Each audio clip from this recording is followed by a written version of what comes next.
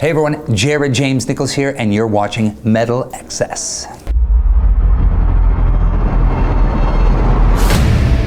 Salut à tous, MetalXS, c'est l'essentiel de l'actualité métal et dérivé en quelques minutes, le tout en images, en musique et en interview. MetalXS est une exclusivité Refix by Crédit Mutuel, la plateforme de toutes les musiques, tous les talents en partenariat avec Artforce. C'est parti!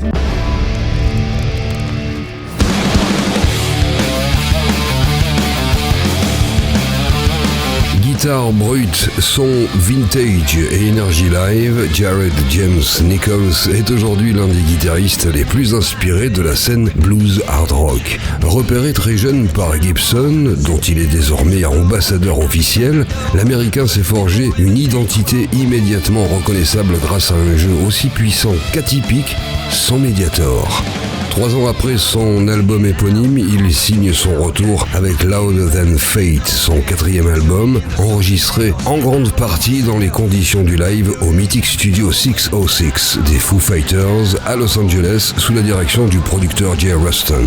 Entre confidences sur la naissance de ce nouvel opus, hommage à ses maîtres, de Leslie West à Ted Nugent, et sessions acoustiques presque improvisées, James Nichols se livre avec passion. Rencontre dans MetalXS. C'est donc 3 ans après son dernier album que James Nichols nous revient avec un nouveau disque et il nous en raconte la genèse. It's a very long story. I never stopped writing songs after my self-titled record 3 years ago. So I wanted to make a record that felt live and energetic, but I also wanted the essence to think about the songs. And I wanted to really write some songs that meant something to me. So with this record, I called a lot of friends and I said, let's try and write songs and see what happens. So me and my friends, we went and had fun writing songs. And what came out is what you hear on the record. It's really cool for me because I wrote these songs to play them live, and I used my guitar and my band, everyone sang, we all played together. So it feels like the record is the menu for the live show. And it's a very powerful album. I feel like it's my favorite album to date, and the response has been great, so I'm happy. Démarche originale, certaines chansons inédites comme I Pretend étaient interprétées déjà en live depuis quelque temps pour tester la réaction du public. So last year, I went on tour with Joe Perry from Aerosmith, and I was playing some of these songs on that tour. And I wasn't saying, hey, here's a new song, you know? It was just like, let's play it. Because I felt like with all of these songs, most of them, I wanted to see what they felt like live. You know, to see what people thought. Because sometimes you play a song live and people just go, oh, drink, whatever, go talk on the phone, whatever. But with Pretend, especially Ghost, and way back, there was a sense of people liked them. We knew that they were doing something. So we focused on those. And when we played them live, we took that same energy to the studio.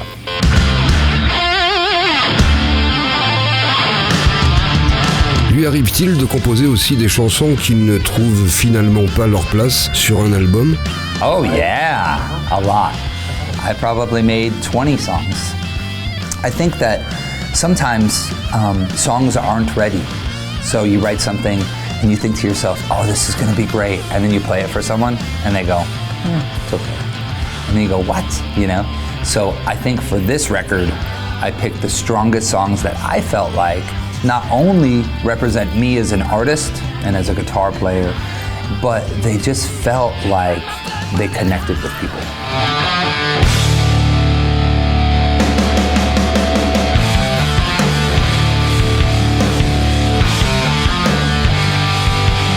À une période où tout est surproduit, l'album prend le contre-pied de cette tendance et a été enregistré dans les conditions live à Trois, en studio. We played, I would say, 75% of it live. So really, I just love playing with drums and bass. And I think that there's something special when it's like a communication. So when I'm staring at the drummer and the bass player and we play together, it's almost like we sync together. And sometimes when you record drums, bass, guitar, you can lose a little bit of energy. But when you're in the room with each other and you're playing, it's special. And I would say about 75% of the album was done like that. Because the kind of player and the kind of musician I am, I feel like I want it to be real. I feel like I want it to feel live. And like my favorite records, they had energy. And that's really what it came down to.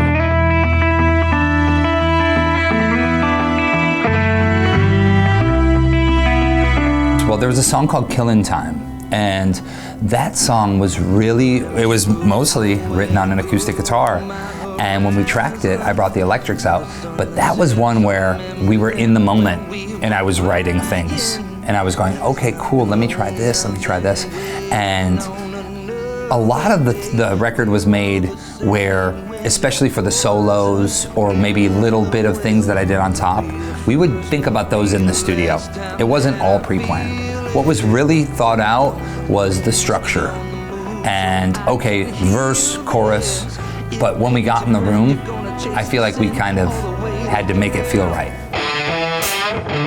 Il revient sur l'apport du producteur Jay Ruston, qui a coproduit une partie du disque. Yeah, a lot of input. Jay Rustin is more of a heavy producer. He's done Anthrax and Stone Sour, and he's worked with guys from Slipknot and things like that. But Jay has great ears, and I wanted him to help me make a record that punched. So we went to Dave Grohl's studio from the Foo Fighters.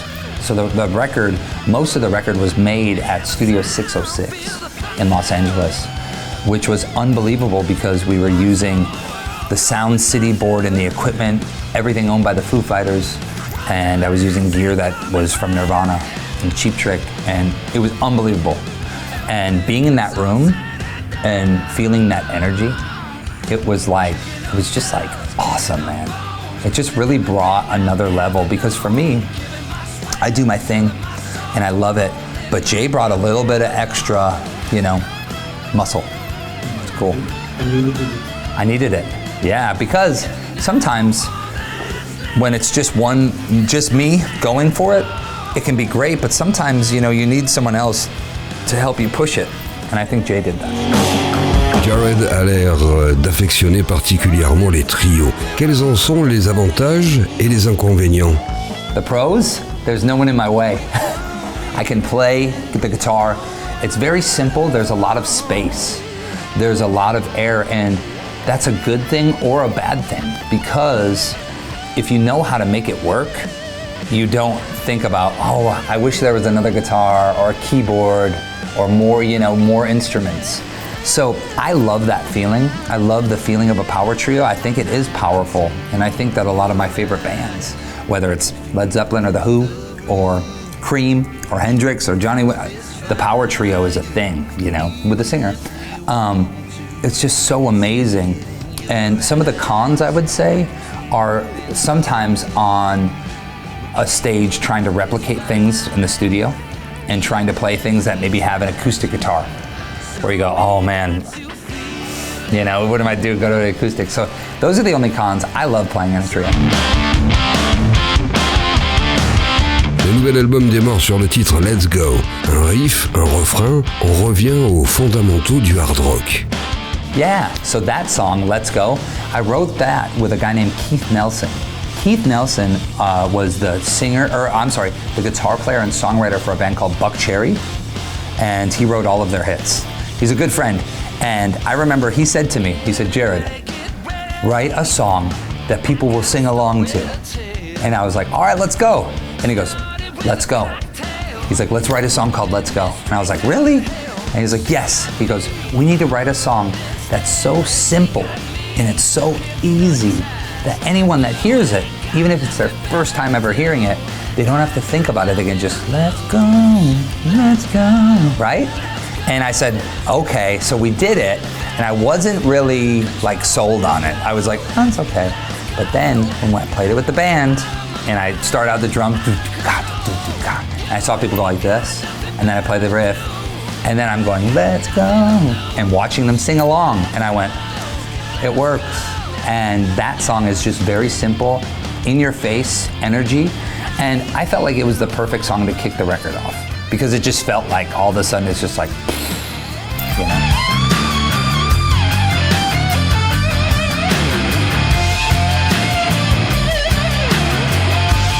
Également sur ce disque Way Back, et qu'il a présenté sur scène à Paris comme une chanson sur la nostalgie, l'idée que c'était mieux avant. C'est vraiment ce qu'il pense? Yeah, I think it's more, I believe that, but I think it's more about a state of mind. I think it's more about, and it's not even where you're from, like, it's more like when you were younger or when you were a kid and things were easier. You didn't think about all of the, okay, I have to pay this and I have to go here, and you know, it's almost like when you were a kid and you just said, let's just have fun, you know, and you would go and you would, maybe you went to a party with your friends, and or you went to a concert and maybe you drank too much and you said, I'm having a great time, there was no other worries. And Way Back is just kind of a state of mind where it's like, maybe now some people need to think about that and say, maybe today I'll just take it easy. Maybe the life's pressures and stress, you know, I'll think about the old music or I'll think about old times and I'll just have a good time in the moment. And I think that it's something that everyone, no matter where you come from, you go, yeah, that's cool. Cette nostalgie pourrait aussi se comprendre d'un point de vue purement musical. La musique était-elle meilleure autrefois? I often say that. I say that for me, I connect so much with the older music, and maybe the honesty and the pureness of it, where, you know, when you think about that kind of music, whether it was Deep Purple or Mount or any of that stuff, they were just creating music that they liked. They weren't saying, this is classic sounding, or maybe, and you know, they just made it, and it was an attitude, and they had their own characteristics about what made them a great band. And I think that that's something that's missing a lot today, is people that do that, or people that simply just have their own musical stamp. So, yeah, I think so. D'ailleurs, quelle a été son éducation musicale durant l'enfance et l'adolescence? When I was very young, my dad would listen to old country.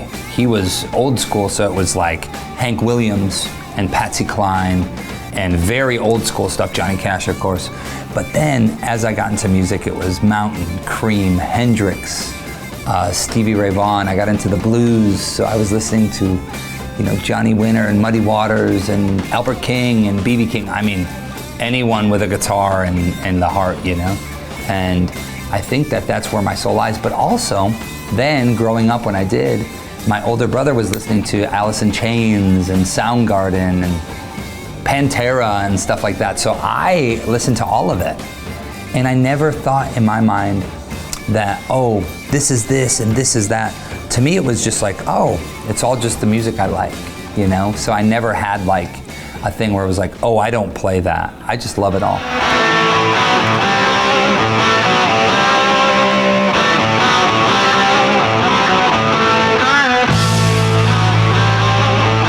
Pour ceux qui ont connu la grande époque musicale du guitariste Ted Nugent dans les années 70, avant qu'il ne s'illustre plus sur un autre terrain, politique et idéologique que nous n'aborderons pas, on trouve beaucoup de similitudes dans l'attitude avec Jared.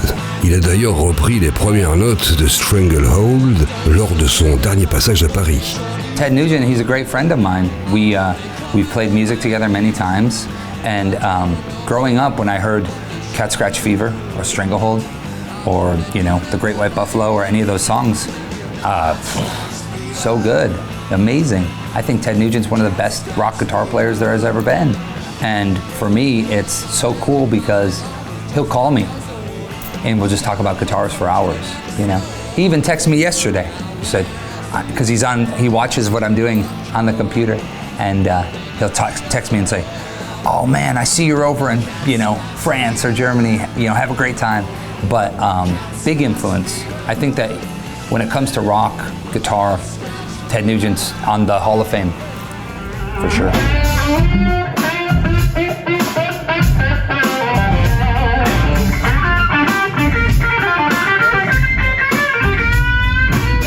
Jared est familier des jams et il a déjà partagé la scène avec Billy Gibbons, Slash, en passant par Leslie West et Joe Bonamassa. Avec quel autre artiste rêverait-il de jouer?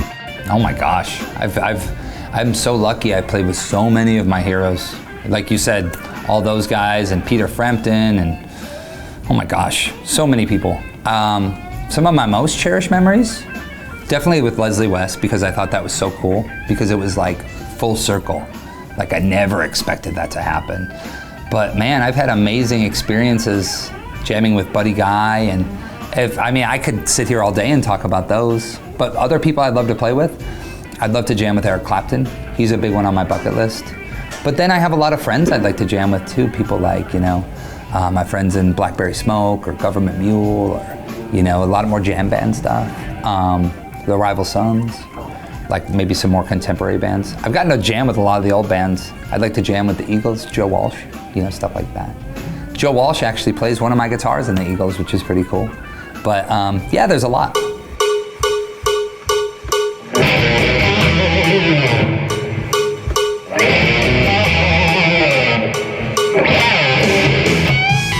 Mais de toutes ces idoles, Leslie West de Mountain occupe une place toute particulière. Il a même récemment joué un concert entier sur l'une de ses guitares.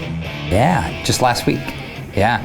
So he has a very famous flying V, and I didn't even know it was happening. So we were in New Jersey. This was like a week ago. It feels like a year ago. And this guy knocks on the backstage door, and 10 minutes before the show. And he goes, "Hey man." He goes, and he opens the case, and it's Leslie West's Flying V. And I couldn't believe it. And he was like, "Here, play it." And I sat with it, and it felt like no one had played it in a long time. And it was heavy, it was powerful. Like, it's almost like I was saying before, it's like one of the tools that shaped my sound. So when I picked it up, it was like almost like I was holding like the sword, or the, you know what I mean? And he said, "Play it for the show." So I literally tuned it up, didn't change the strings or anything. And I went out on stage, not even knowing if it was going to work, really. We didn't check it, and I just started to play it. And within like 2 songs, the first 2 songs were like a little like, but after 2 songs, I think maybe Leslie, wherever he was, he just went down and he went like that, and then it was perfect. And then I got to know the guitar. There's such a connection between a guitarist and a guitar, especially when it's a good guitar. It's almost like, it's like sexual. You learn each other, and you're like, okay, I know exactly what this does with this, you know what I mean? And it's like a relationship, very, very intimate. And with that guitar, by the end of the show, I was like, I wanted to steal it, but I didn't. But yeah, it was an amazing experience.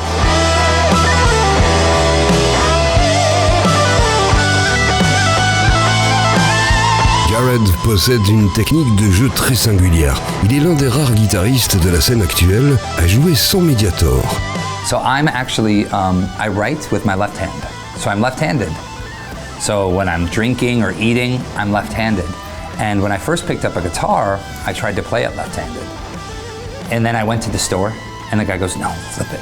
So I started to play it like this. But the pick never felt comfortable.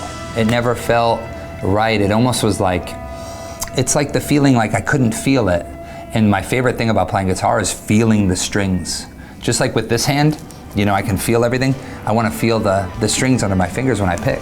So when I first started to play, people would say, "You have to play with a pick."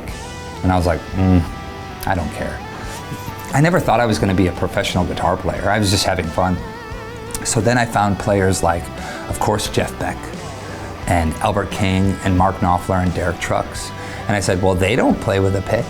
And it was a certain sound that you could get without a pick. It almost sounds more bluesy. It has this really cool kind of feel to it. So I said, I'm just gonna do that. And that's how I kind of built my style. I remember when I moved to Los Angeles, after a few months there, people, I'd meet them, they go, "Oh, you're the no pick guy." And I'm like, I guess. So it became one of the signatures of my sound and style, which is pretty cool. And I never did that on purpose. It was just because it felt good.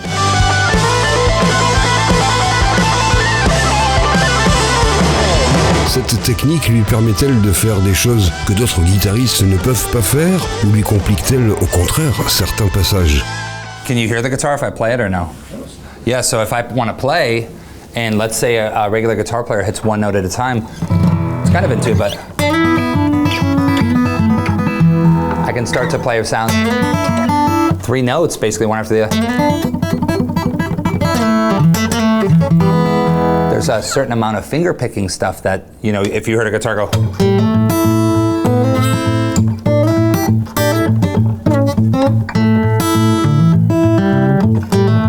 So with a pick, you would sit there and you try and, whoa, but with my fingers I can.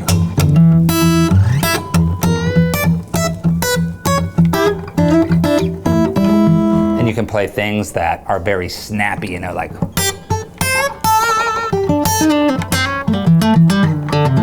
There's many things that you can do without a pick that you can't get with a pick. So it's kind of cool, and it gives me something different.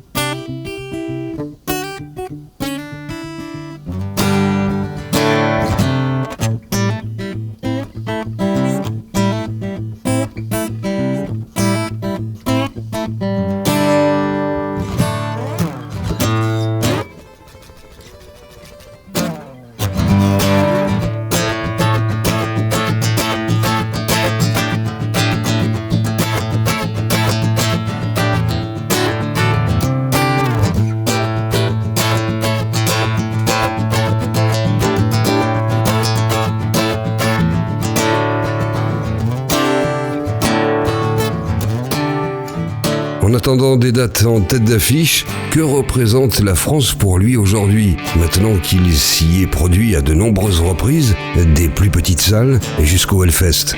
France is beautiful. There's so much culture. There's so much history in France. I never thought I'd ever come to France, but I'll never forget the first times I came to France. Well, the first time I came to Paris was with Leonard Skinner at the Palais des Sports. This was many years ago, 10 years ago, 11? Were you there?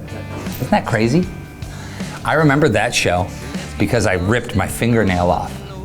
When I was playing, it went, snapped off, horrible.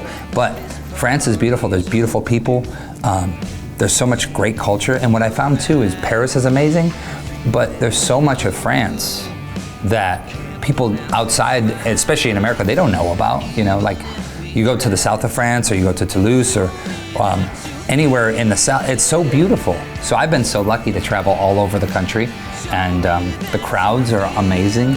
In France, a lot of people will listen to the music and they truly appreciate it. There's some places I go where they just go crazy. You know, the music starts and they just, you know.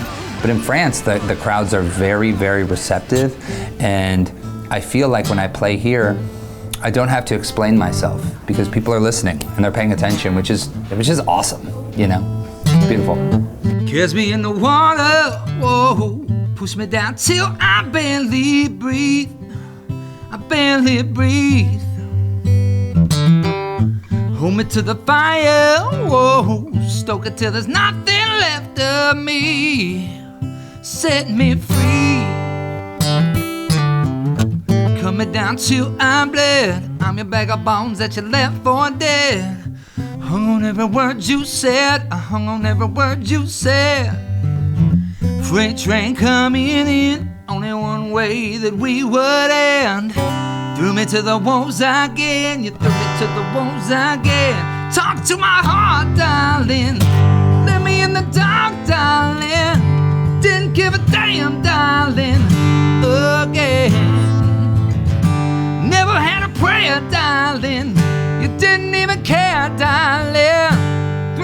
the wolves, darling, again. Give me warmth, give me shelter, oh, isn't that the way that things should be? Things should be. Could've let me down easy, oh, but your claws, they dug so deep.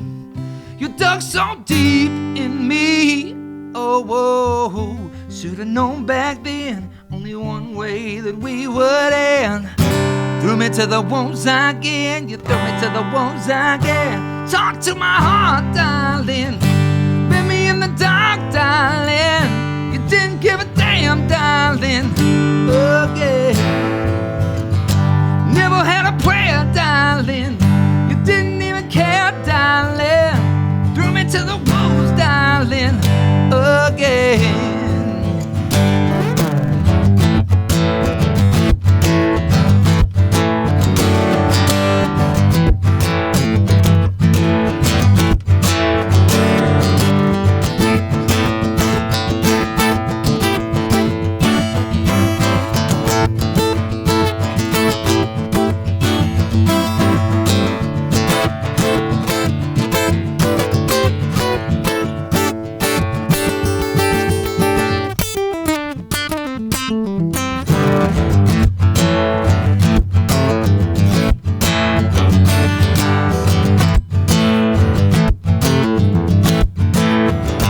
Never had a prayer, darling, didn't even care, darling. Threw me to the wolves, darling, again. Never had a prayer, darling, didn't even care, darling. Threw me to the wolves, darling, again.